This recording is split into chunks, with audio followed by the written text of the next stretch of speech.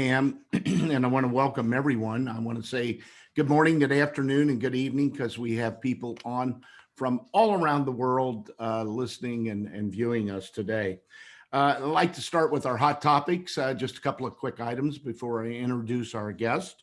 First of all, everyone knows that the COVID vaccine has been approved here in the United States and some other countries. Looks like we're going to get about 2.9 million doses during the first round. And that vaccine has shown a 95% effective rate. Like most countries, health workers are going to get the first doses. So that's very important, and that is really truly great news, and what we in the industry and the world's been waiting for. It's also been approved in the UK, as we discussed a couple of weeks ago. The European Union still awaiting approval, and it's expected around the end of December, the 1st of January. And it looks like that France, Germany, Spain, and Italy won't likely start their vaccinations until the early part of January. And it looks like Mexico and Canada are already approved and starting their distribution now. Looks like there's going to be over 7.38 billion vaccine doses contracted for around the world. So by the end of 2020, millions of people will be inoculated. And by the end of 21, it's going to be billions. So great news from that standpoint.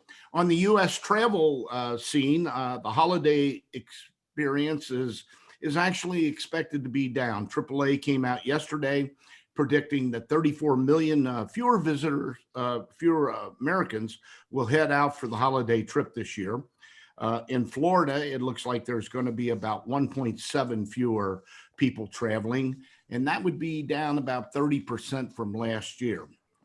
However, the bright side is on the Orlando scene, it's betting on its position as the hotspot for travel this year. And it looks like that this is going to be paying off, particularly for the Disney parks, which are announced that they're actually selling out at their 35% capacity level. The Magic Kingdom is sold out for December through December 24th through the 31st. And it looks like the other parks are going to be sold out as well. So yesterday, Disney put out some more numbers. They indicated they've lost about $7 billion this year. But with that, there was an uptick in its stock yesterday. And this morning, before we came on the air, I looked and it was up again. In fact, it's at an all-time high. So I think that's a good bellwether and bodes well for the whole industry. As we know, Disney is a great friend of the industry and a bellwether for us. So one of the contributions to that uptick, or the contribution, I should say, is the streaming that they introduced prior to or right at the time of COVID. It wasn't as a result of COVID, but it was in the planning process. So timing is everything, as we say. So great news. So with the vaccine on the horizon, we think that we're going to see our industry get back to hopefully normal very shortly. Over in Europe, some news. Netherlands parks closed yesterday, and they announced until mid-January. The German parks, our friends there, still remain closed at least until January 10th. And in England, most of the parks are closed, but there are some that are open. So it's been a really a crazy ride, as we all know, but we're getting through it. So with those topics presented, let me get on to my first guest today, my next guest actually, Richard Zimmerman. Richard is a longtime friend of mine. We've known each other about 30 years. He has really a unique background with over 30 years in the leisure and hospitality business. And I've always felt that Richard is one of those people in our industry who really gets it all, from the financial requirements to the operational aspects of running a successful park and a successful group. And that's why he's in the position he's in today.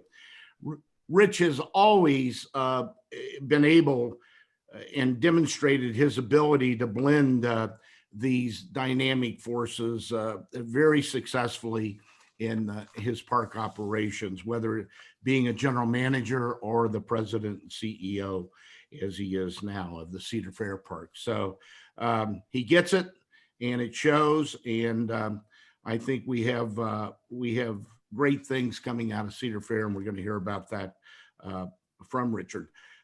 Just a little more background. Before he joined the amusement industry, he was with the Paramount organization, Paramount Communications, and he served as their financial VP of analysis for what's one of the greatest operations in the world, as far as I'm concerned, the Madison Square Gardens division. And it was his job there to interface strategic planning into operational execution and profitability, which he's carried forward. So, Richard, welcome today. Thank you for joining me. And we've got a wonderful number of guests on today from all over the world, and they're anxious to hear what you've got to say. Take a minute, and then we'll dive into some questions. Well, Dennis, first, thanks for having me on. It's always great to see you and get a chance to catch up. Second, I'll say what I always say when I start some of our conversations, which is I hope everybody in the audience is staying safe and doing well in these times, and taking care of their family. So great to be with you. Happy to have a chance to talk about what we do every day and what we love doing every day. So back to you. Well, it's been a little difficult, as I said, and you and I have chatted prior to this, and we know it. But why don't you give us a little overview, Rich, if you would, of what the COVID impact has really had on Cedar Fair. We know it's been tough on the numbers and things, but just give us that high level view of what you've seen and what you've had to deal with, and then we'll dive a little deeper in the conversation. You know, coming into 2020, Dennis, I think Cedar Fair and the industry had great momentum. Everything was looking really good. I think the consumers were responding to the value of our experience. Everybody was doing well. Balance sheets were healthy. Folks were coming out to see all of the parks across the country. So as I think about Cedar Fair, we've never been in a better position going into a season. You know, we had a strong season pass sales, which is our bellwether. Little north of 50% of our attendance comes from season passes. It's a big part of how we penetrate our markets. But also you get into January, February, we were Knott's Berry Farm is our only year-round park. It had a very strong January and February. So we felt good coming into this year. We're, a lot of momentum, a lot of good engagement with our guests. Then COVID struck, and it struck quickly in March. We had to pivot quickly. One of the things I've always loved, and you and I have talked about this, about our business, be it Cedar Fair or the industry, is we have a very resilient business model. Well, no business model is built to withstand having no revenues coming in and completely shut down. So, right. Our team quickly pivoted, as everybody in the industry did, made sure that we addressed our liquidity needs. We went to the capital markets and took care of that. But more importantly, our folks worked very closely with state and local authorities to make sure we could figure out how we could reopen safely and when we could reopen safely, where we would fit in the reopening plans of each of the jurisdictions. So we're able to work closely with the industry peers. I have to say, Dennis, I think the springtime may have been our industry's finest moment. The cooperation amongst all the major players and everybody in the industry to establish those standards, working closely with IAPA, working closely with our peers. I think the really important thing to note is the industry came together to establish these protocols and procedures. And that really allowed us then to present a united front, establish high standards, and then reopen our parks, which we got the chance to do, early to midsummer. Some others in the industry got open a little bit earlier. And what I'm most proud of is, not only did the guests react, and we're getting great reaction from our guests in terms of guest satisfaction. They're very thankful we're open. But on the health front, we've not had a single case contact traced back to us, even though we've done about 2.5 million visitors in some way, shape, or form. I'm really proud of what the team has done, but I'm also think it was one of the industry's finest moments, and I think that's important to note. Well, I think your point, that latter point, is well taken, because that's pretty much been the message throughout the industry, that we still are one of the safest places to be on the planet. To my knowledge, up through this week, I haven't seen any COVID-related cases tied back through the tracing to theme parks, whether it's destination or the regional park. So I think we've done an amazing job. You've done an amazing job with the company of really tracking, tracing, and implementing these issues.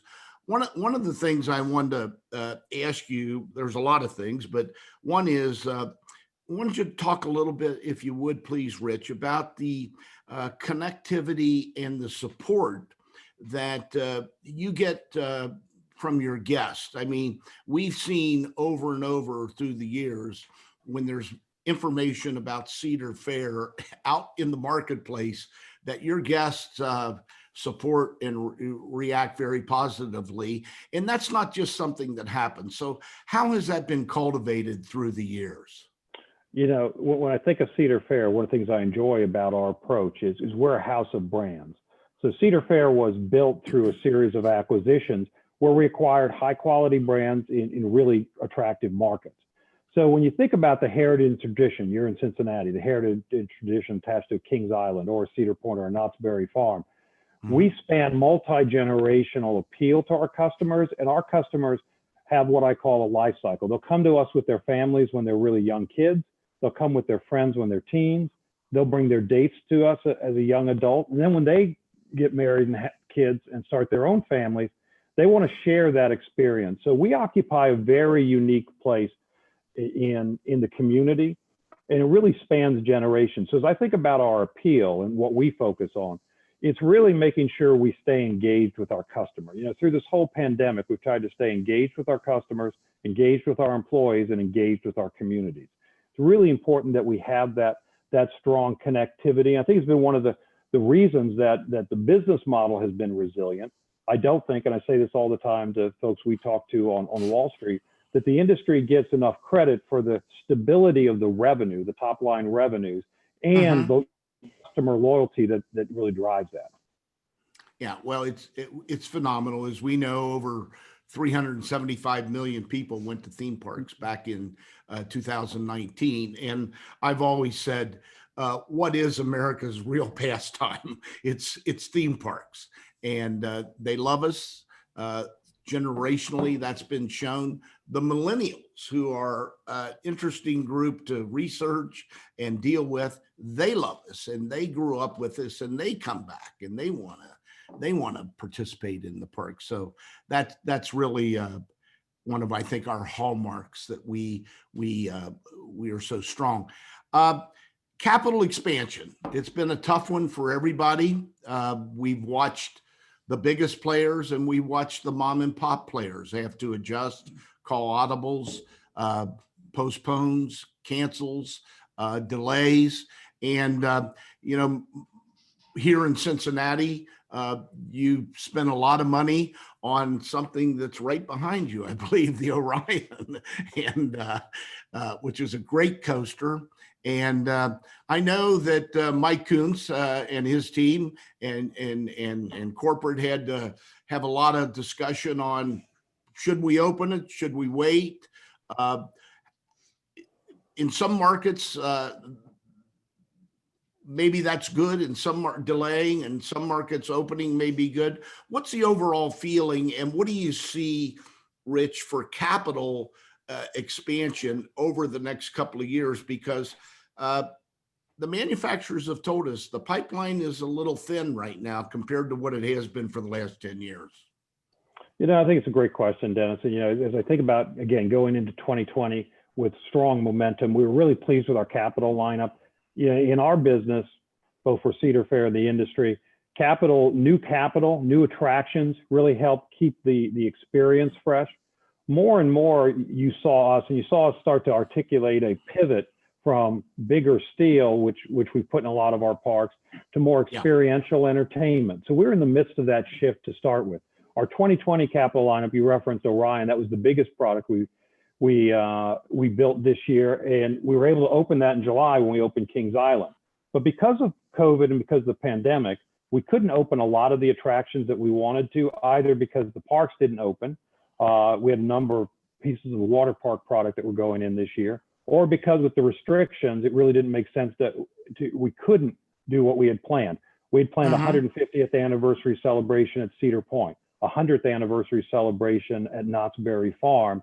And both those parks, it didn't make sense with the COVID restrictions in place for us to roll that out this year. So we've taken all of those items and now we'll debut them in 2021. So what was going to be new for 2020 is now going to be new for 2021. Even Orion, given the limited operation Kings Island had from July through the end of the year, it will still be new and attractive to a lot of the folks in the Cincinnati marketplace. So yeah, Mike and his team are looking forward to reopening in 2021 and getting everybody out to ride Orion, which I have to say is one of the best coasters I've ever ridden. So yeah, it's a great coaster. It's a great coaster.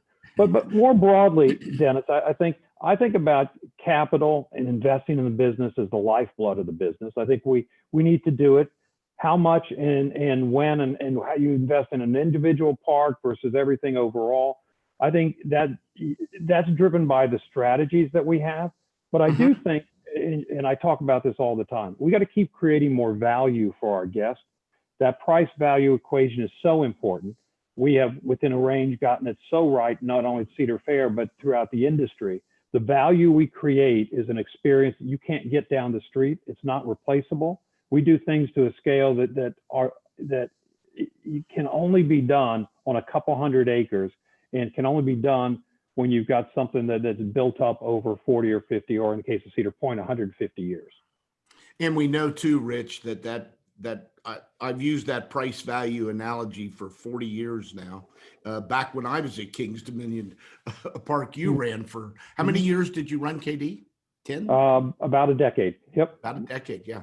And we started talking about price value back then because we knew that if you took the cost of a ticket back then, even what it was, and you divided it up by the number of hours that the guest and the family stayed, it was the best value out there. You didn't compare to a movie. It didn't compare to a sporting event or a concert or anything else. It was a great, great value. And today that same thing remains. So, what's uniquely different about us as I look forward, and I have to look backwards first to look forward in terms of how we think about capital. We've gotten so many things done under over the last 10 years or so. First, under Matt, we met, the CEO before me, Sure. my close partner as I was COO. And we invested in a great friend.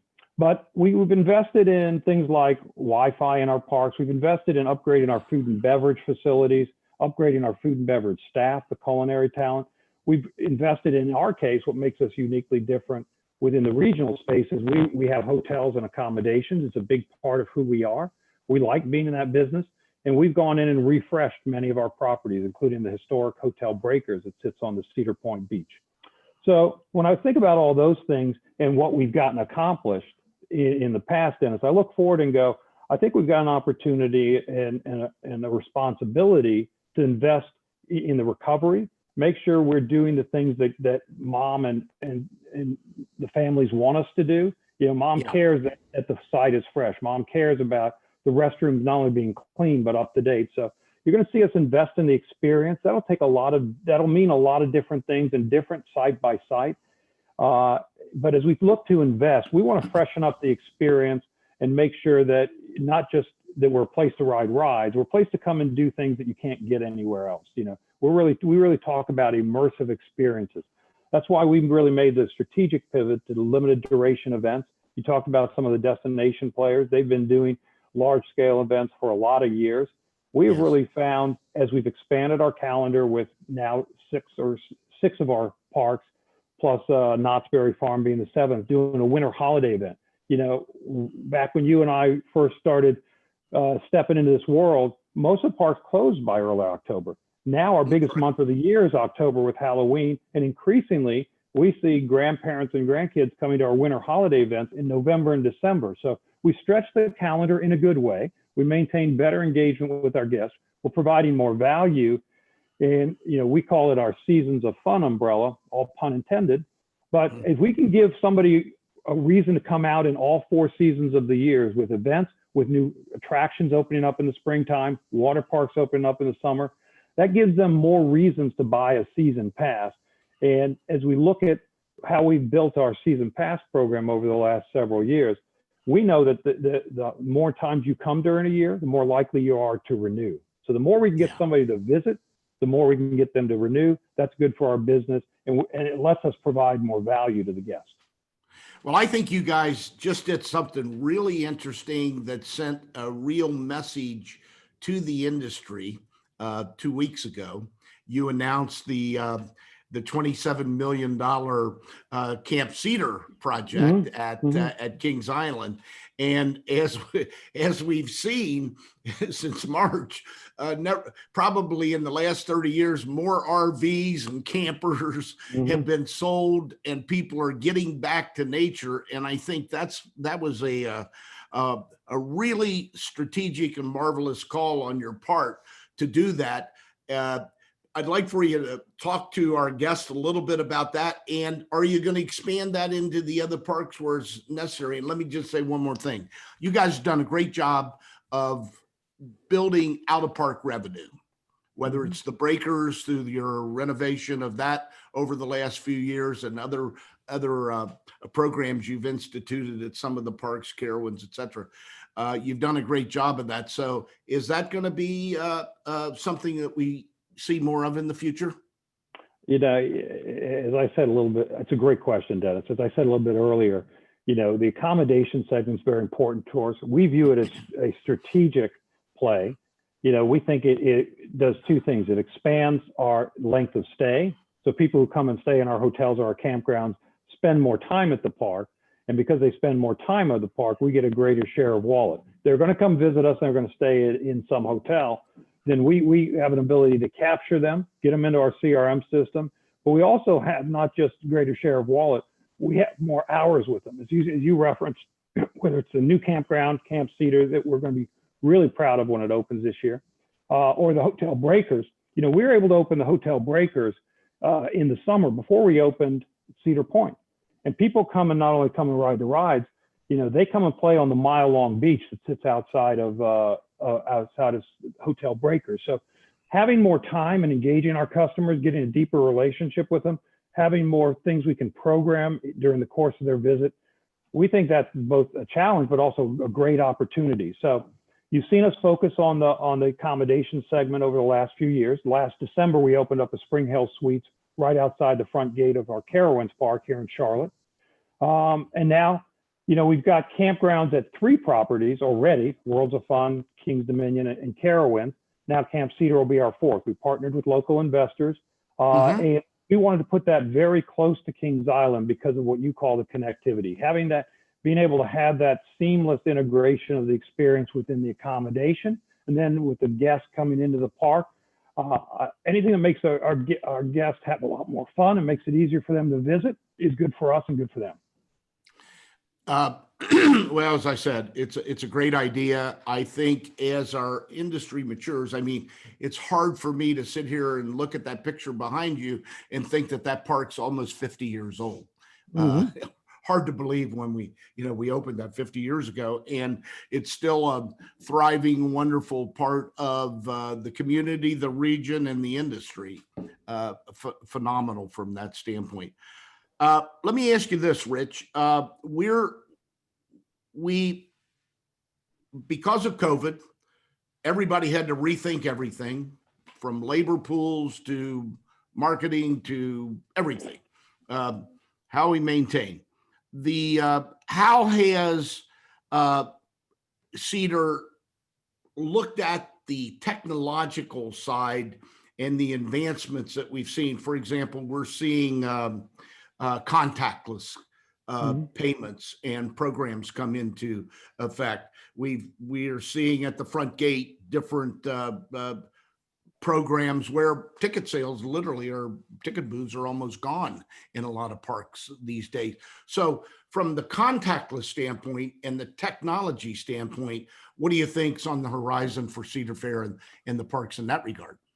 Yeah, Dennis, I'll answer it this way. As I think back at what I've seen over the course of this year, I think the pandemic has accelerated, my view, the pandemic has accelerated a lot of trends that were already there.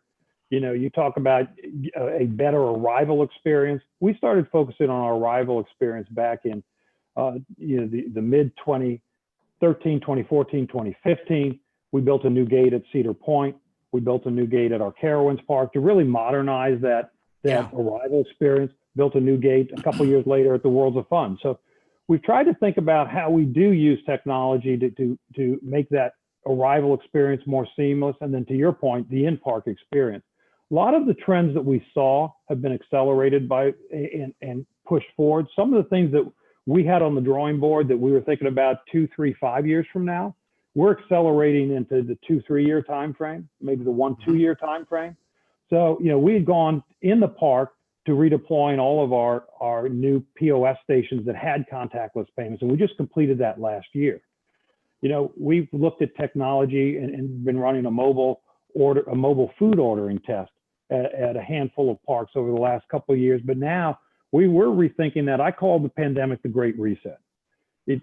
There's never been a time in my career where the parks weren't open and we could go in and really have deep conversations about how we wanted to evolve the experience and had the time to really work on them and pull forward so many of the things we were talking about. So, you know, if you talk to the team, we're attacking things on a lot of fronts, but you'll hear me use this word a lot. We're looking at how we modernize our business. How do we build the capabilities we need to and use technology to make sure we're both providing a better guest experience, but increasingly also how are we improving our employee experience?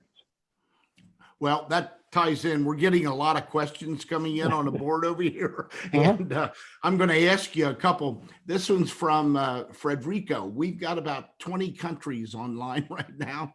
And it says, labor is always a difficult part of our business, and it gets harder each year to find quality employees, even with the pandemic aside. He says, with so much competition for employment in your markets, how has the H-1 visa program affected Cedar Fair and your recruiting? All right, great question. Listen, when I think about labor and our need for seasonal labor, you know, one of the real significant parts of our business model is we have a small full-time staff that supervises a really large seasonal staff. So, you know, we've got a couple thousand full-time employees throughout all our parks that supervise 45 to 50,000 seasonals in a year time. And when we talk about our seasonal employee population, typically it's only with us for about 90 days. We hire them, we train them, we put them out on the midway, and then they go back to college, they go back to high school, they go back to the places that they come to us from because they've got other things in their world that they're working on. But labor really comes down to us, affordability and availability. And, you know, as we've seen, one of the benefits of doing this a long time, like you have, Dennis, we've seen all parts of the cycle. There's been times where the labor market's been really tight, times when it's been a little more available because of economic factors. You know, where we are right now is, I think we all recognize, you know, higher quality guests help us improve the higher quality employees, help us really improve the guest experience. So we had, over the last 2 or 3 years, both because of state mandated, or in the case of Canada, province mandated increases in the minimum wage, we'd moved up our wage rates, and we're trying to find ways to use the labor we get most productively. We took over the last couple of years, a series of markets. We went well above minimum wage, because we don't pay minimum wage in all our markets, to attract that higher quality employee. You know, on the technology front, we've been rolling out a new workforce management system, which gives our supervisors in the field much better tools to schedule and manage the labor. So we've accelerated that. We've really pushed hard to get that program rolled out over the course of this year at all of our parks. So we're trying to use technology and tools to use the labor we have most efficiently. And then lastly, I would just say, you know, as we think about it and understanding that our true measurement is the NPS score, guest satisfaction, the impact really high quality employees can have on our guest experience.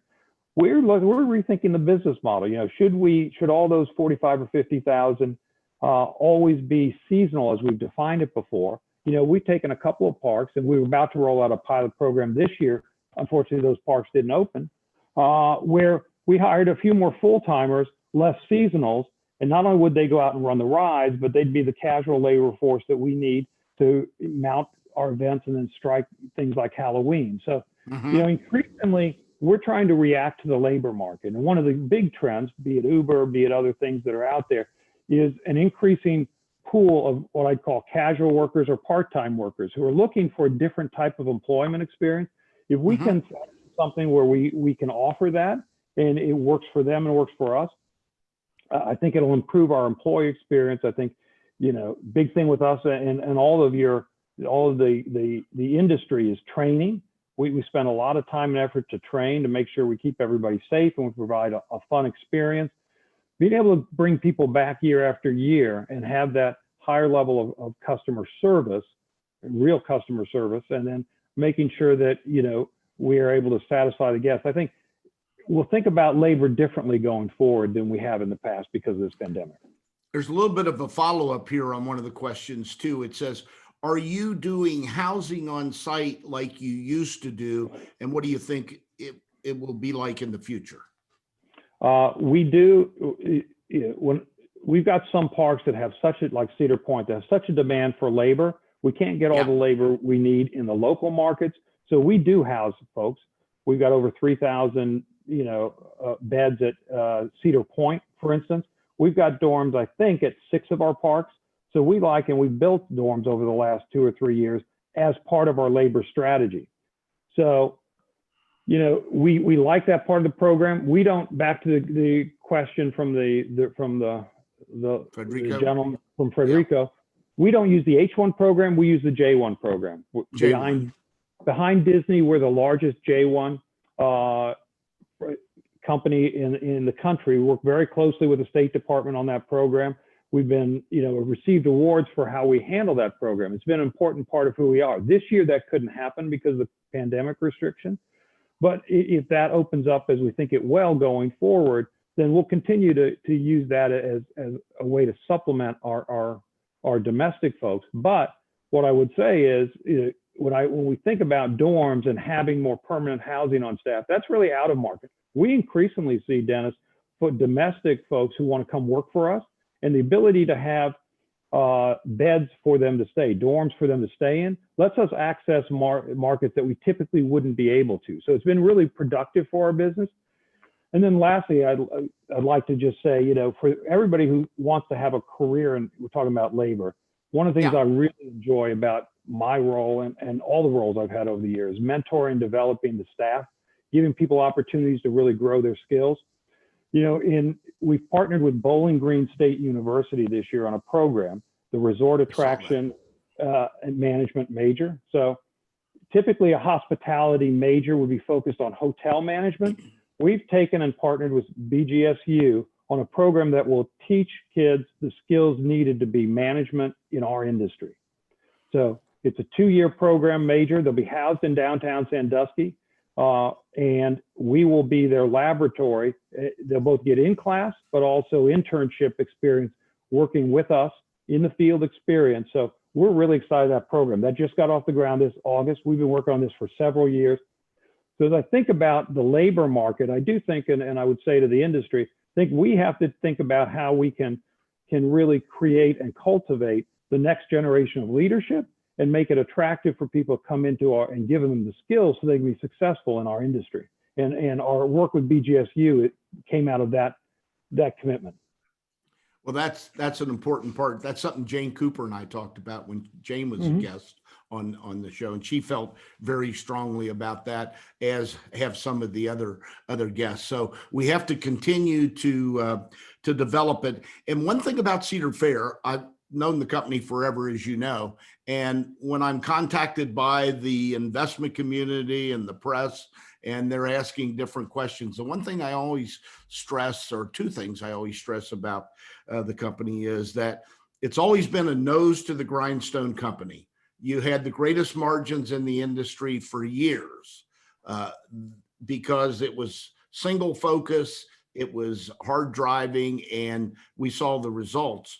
And the other comment I tell my questionnaires are that you've got great bench strength in the company. You always have had depth.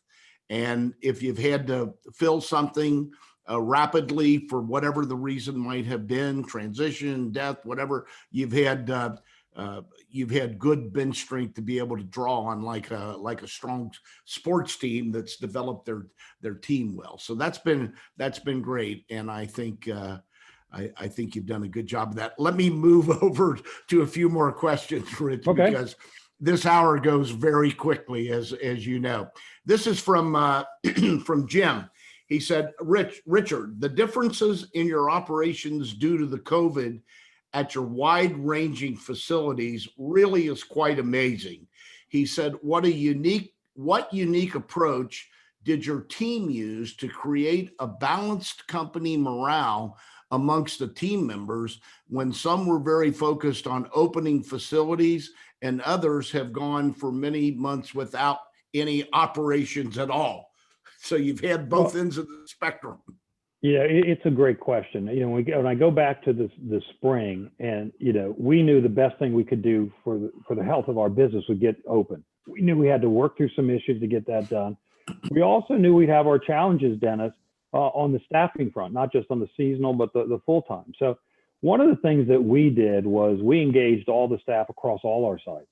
And as we opened up parks, Kings Island, as we opened up Cedar Point and others, we started pulling full-time staff from the parks that weren't open, and we sent them to the parks that were open. They were really excited to be able to get a chance to service our guests. They were very excited to see other parks and go work in different environments. We really found that by doing that, it brought everybody closer and really created a much healthier morale. So it helped. We knew we couldn't get everybody open. We wanted to find a way to give everybody an ability to contribute to the success of the company this year. And I wanted to stand behind our employees, which we have. Labor is about half of our operating expenses. Seasonal labor is 65 to 70, 2/3 of our expense. That goes away when they don't get on the clock. So that immediately was an impact. But we haven't done any mass furloughs or layoffs because we wanted to make sure that we stood behind our full-time staff. As I said, we've got a couple thousand people that are the heart and soul and represent the institutional expertise of our company.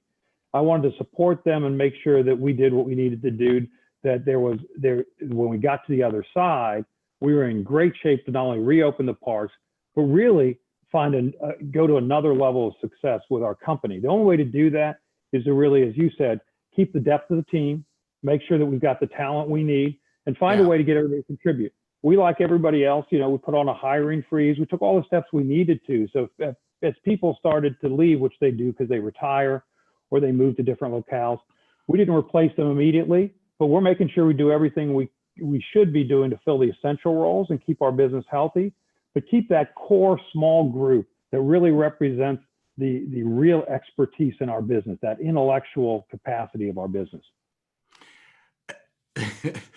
Moving on, I'm going to go to a couple of more questions. They kind of tie together. One is from Terry, and she says, how has the group sales business changed through the years? She says, I recall it used to comprise about 30% of the business, but that was even before the pandemic. Companies were cutting back, particularly after the 2007-8 recession. Is Cedar Fair's position on group sales business the same, or what do you see in the future to help offset that decrease in the segment of group sales? The group sales channel, the sales channel has always been a big part of who we are, and I think it'll continue to be that in the future. As I said earlier, we've gone into almost every one of our facilities and updated and upgraded our commissaries and our catering facilities. It's been an important part of who we are. That specific day business is always the core. I think what has changed over the years is sometimes we thought about group sales more as a distribution channel, selling tickets, good day tickets through the employee HR in a company.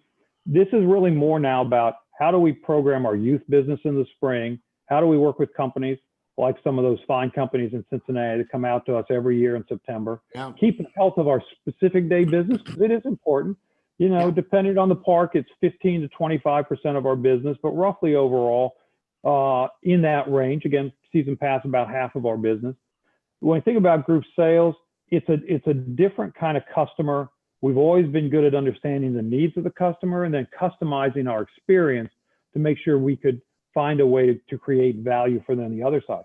As much as some employers are cutting back, you've got others throughout the country that are hiring like there's no tomorrow because their business is booming. So this is in this bifurcated economy. We've seen some companies do really well and others that are struggling. So there's still opportunity out there in group sales.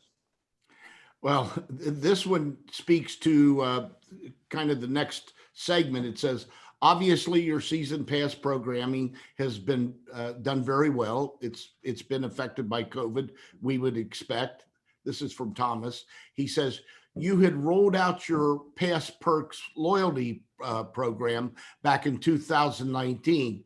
Yet in your third quarter results, you said that your season pass base had increased by 5%, and that you have about 1,800,000 season pass outstanding through 21. It says, how are the season pass programs changing, and how is the loyalty pass adhering and working? Well, the season pass program, again, because of the value, really has been driven our growth, the value embedded in the season pass. When we think about Pass Perks, a really important part of our program, that's the customer loyalty program that we rolled out a few years ago. We've used that to stay engaged with our customer, even at parks that weren't open. We were rolling out offers from third parties that got a lot of traction and got a lot of response from our consumers. So during the time we weren't open, Kelly Semmelroth, our CMO, and her team really tried to find a way to create value and stay engaged with the customer, give them a reason to stay engaged. One of the things we did on the season pass program immediately in early April, was we pivoted and said, listen, we're going to make sure that people get the value for what they thought they bought in 2020. And given the uncertainty in open our parks, we immediately said the 2020 season passes would be good for all the way through 2021.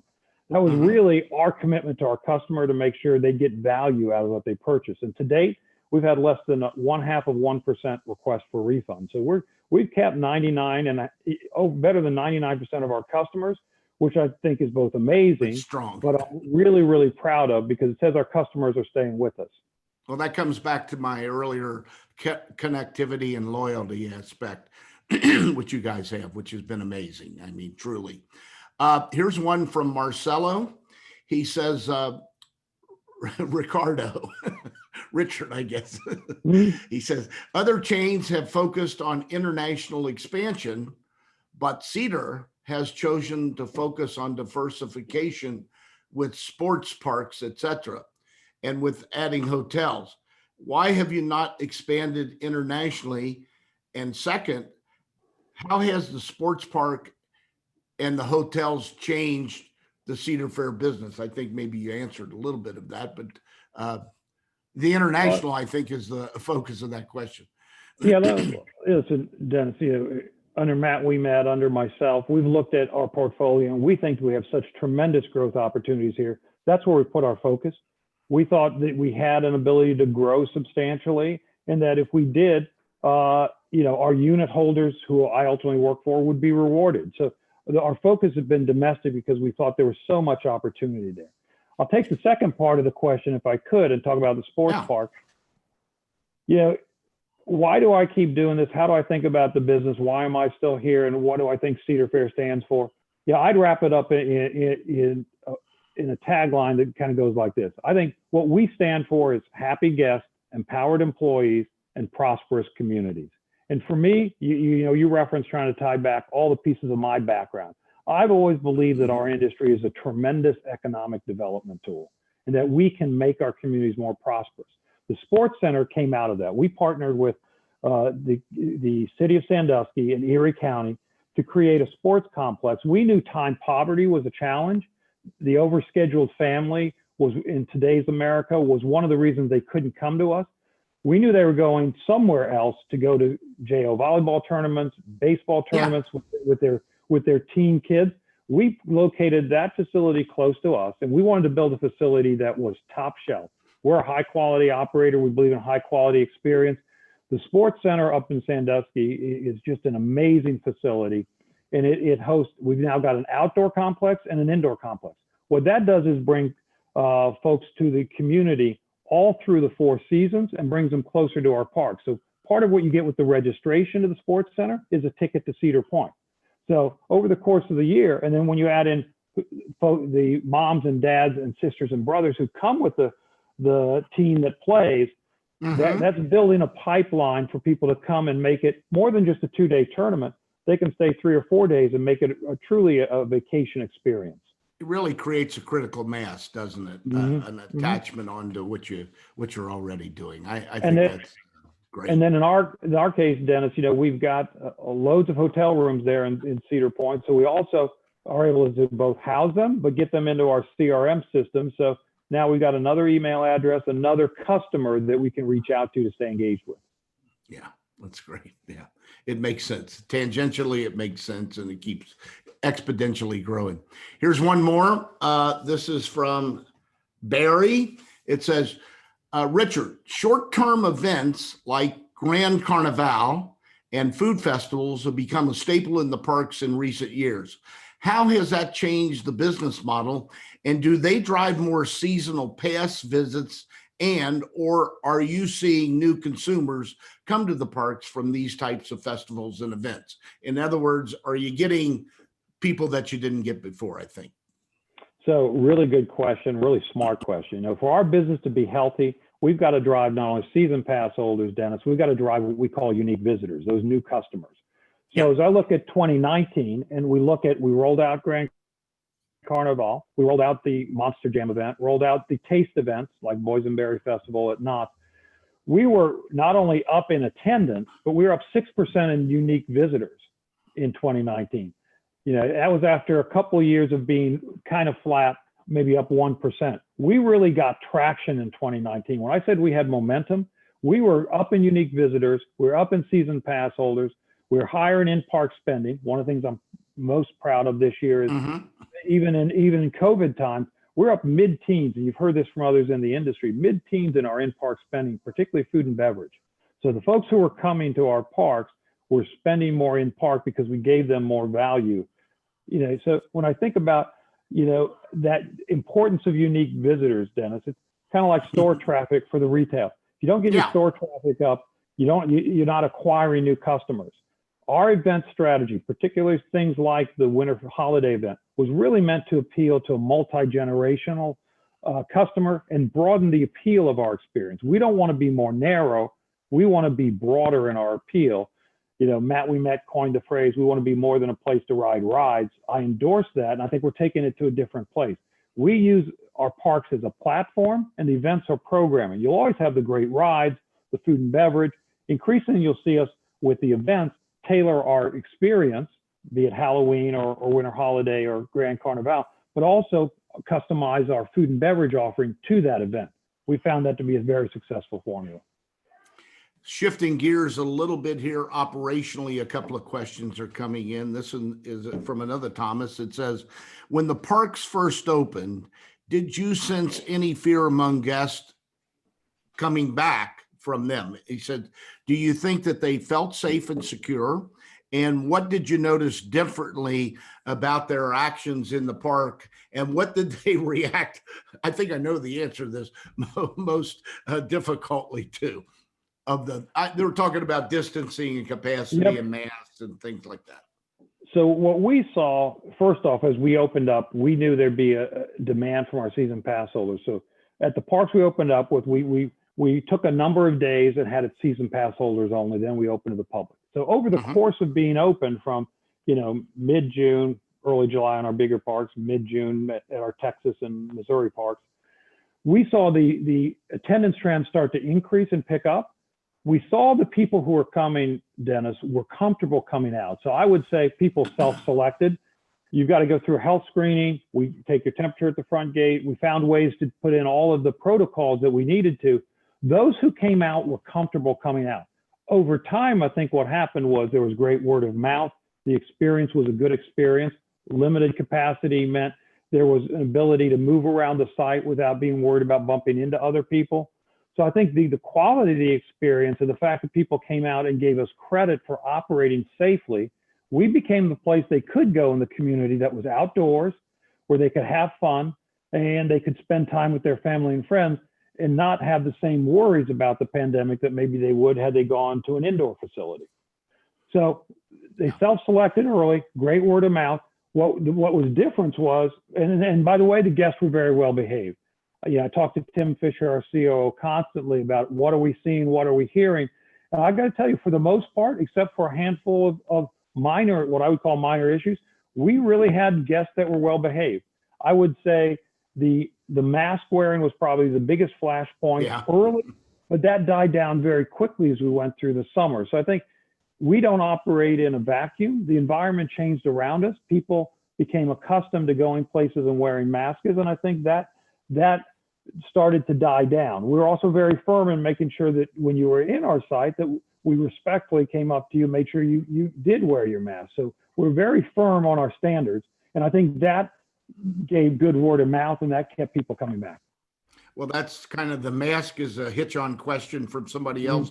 They want to know how long you think people are going to be wearing masks that are coming to amusement and theme parks around the world. I will tell you what I tell the folks on Wall Street all the time. My crystal ball is cloudy. Here's what I do know. I view the pandemic more closely as something like what we saw in 9/11, Dennis. After 9/11, there were a lot of things we did. Some of them stayed and some of them faded away. I think it's going to be the same thing here with all of the protocols that are with pandemic. Some will stay with us and some will move away.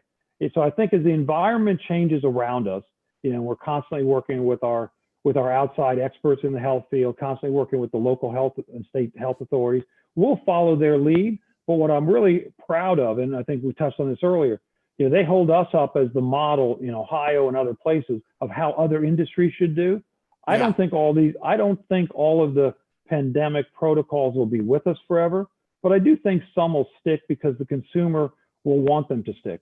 We always say, whether it's when do you take out a ride or when do you put in a new program, we try and listen to our guests and we evolve our experience. The guests will tell you when it's time to take out an attraction because they stop riding it. So it's that simple. Well, I think our industry and in the world, for that matter, is going to follow the practices and implementations of 911. Our lives changed, the way we travel, move through airports, airplanes, et cetera. And those things 20 years later are still with us. So there are going to be things that stay with us that come out of this pandemic as well. Des, let me just finish my thought on this. I didn't reference this, but if you go back to 2003, go back to our experience up in Toronto, there was the SARS outbreak out in 2003. So our folks up in Canada had to deal with that for a year. It impacted attendance a little bit. I think we were down mid-single digits for that year. Attendance came back the next year. Some of the things we did we worked with the government on in 2003 went away, and attendance came back. So the business model is healthy. But I will also say our starting point on everything we did this year, we went back and pulled out everything that we did in 2003 for SARS up in Toronto and had the Toronto team school us. So that was really, really helpful for us. It gave us a head start. You had a primer. Yep. That's amazing. Here's another one, Rich. It says, in what ways, we're jumping around, but this is the way the questions are coming in, so I apologize, but we're kind of moving from operations to different areas. It says, in what ways has Cedar Fair had to find ways to cut costs that you might not have done otherwise in the past, specifically the cost cutting that did not impact the guest satisfaction or the front of the house? We've over several years, we've been really focused on, as I said earlier, using labor as efficiently as we can. We, for several years, had a workforce optimization committee that we stocked with our really up and coming staff, the folks that we had targeted to BGMs. They rolled out a series of programs. We've taken cash out of the game system, gone to cashless games. We've gone to cash recyclers in the back of house. So now instead of getting a Brinks truck or, an armored truck filled with cash every day and depositing that, we recycle all that cash in the parks. But increasingly, we looked at where back of house, administrative, how can we take out and make that far more efficient and funnel more labor? We've gone up in hours in food and beverage, funnel to where the guest gets a lot more value and we get an opportunity to service the guests better. So, more we've built several food facilities that are higher volume. They use less labor, they produce higher quality food, but they produce a lot more transactions per hour. So I think investing in things, be it facilities, be it technologies, that lets you really become far more efficient administratively, where there's not a lot of value to the guest, and focus your dollars, whether it's capital or OpEx, on those things that give the guest more value. The events that, I'll go back to the event strategy, Dennis, it's a little heavier in OpEx, it's a little lighter in CapEx. We're not afraid to spend a little more on the guest experience to achieve that quality experience. Well, we know I think it's been the same basically from when we started. 50% of our revenue comes at the front gate, and the other 50 comes inside. And F&B is the largest segment of the internal per capita spend. So in the early years, we didn't do such a good job with our food and beverage. We served a hamburger, and a sweaty hamburger, I would say, in a styrofoam box. And today that's changed. People like to eat in a theme park, and some of that comes through branding, and some of that comes through the improvements the internal programs have put in the parks. And I think you guys have done a good job on both sides of that, frankly. So that's great. Thank you, Dennis. And let me say, listen, I'm really proud of the culinary talent we brought in and we keep bringing in. Did I ever think we'd have a James Beard award-winning chef at Kings Island? No, I didn't, but we do. I know. Yeah, that was a great announcement when that went out. That really was a great announcement for the industry. Here's another one. This comes in from China. It says, Mr. Zimmerman, where do you personally see the hotspots in the coming years in terms of development and growth? A lot of the markets in the U.S., as we know, have been saturated. Where do you feel the industry sees its best growth in the future? I think that really goes back to the question we talked about before. We see a lot of opportunity for growth here domestically within our own park portfolio.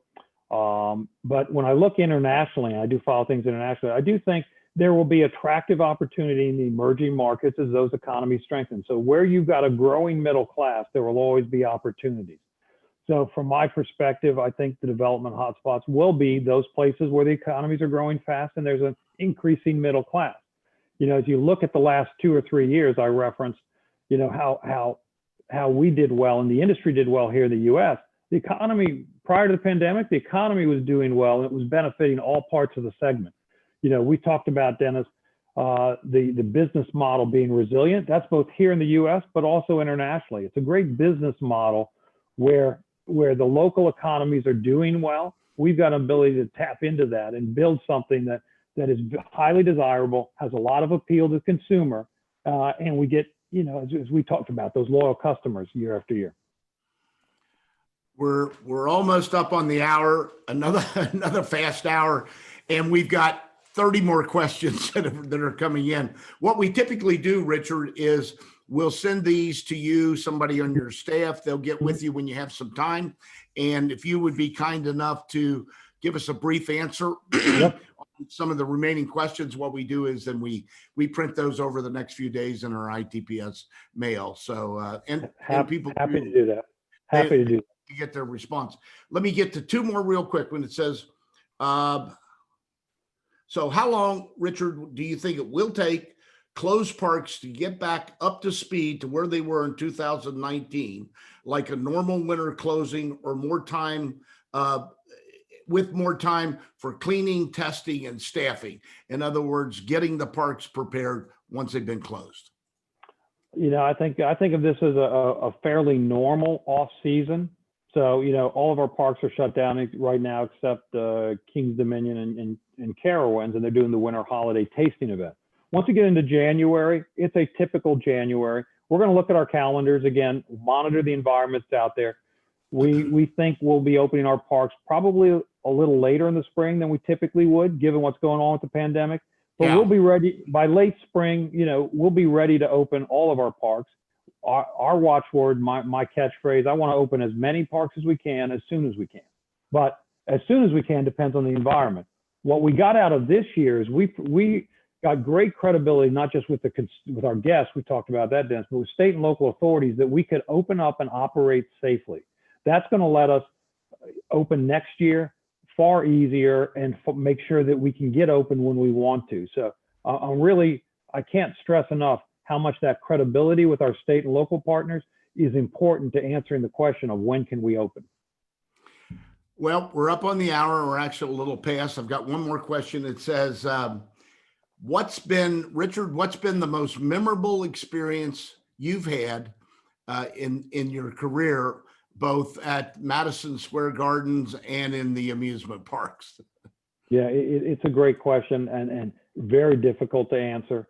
I think of the fun I've had always being the first person in the company to ride every new ride, which is really a thrill and an honor.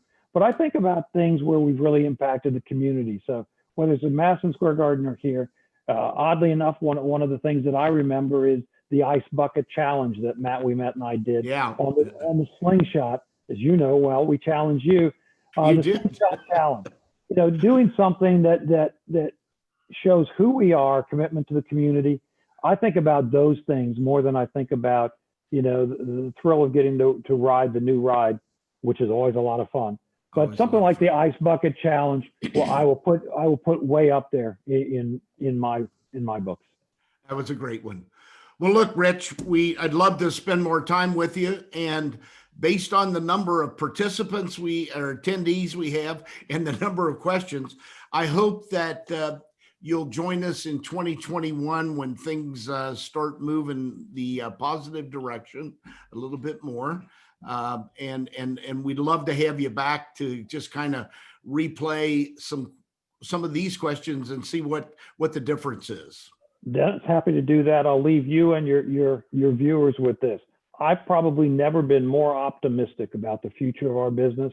I think, yes, we have our challenges, but I think what we learned this year is a resiliency, a flexibility that COVID has taught us in the pandemic. I think there's every reason for us to be optimistic about the future of our business. And I do think when we get to the other side of the pandemic, the demand we see will be a testament and a testimony to the quality of the experience that our industry and that Cedar Fair has always provided. So Dennis, thank you for your time. Richard, thanks for being my guest. You've really been great. I want to thank everybody for joining us today. It's the largest audience we've ever had. We're over 300 people right now, and people will be coming on later. We've seen messages saying, how do we get the transcript? I just like to finish every I'm for Fun podcast with a couple of messages. If we can't have fun, how can we sell fun? It's a fun business, and we have to be serious about it, but we have to have fun. And we're not here for a long time. We're here for a good time. And what a great industry you and I both know we work in, Richard. What do? We don't pollute the streams. We don't put smoke in the skies. At the end of the day, what do? We put smiles on people's faces, and we build memories that last a lifetime. So with that, again, thank you, Richard. I'll talk to you soon. Okay. And thank you everyone for joining us today.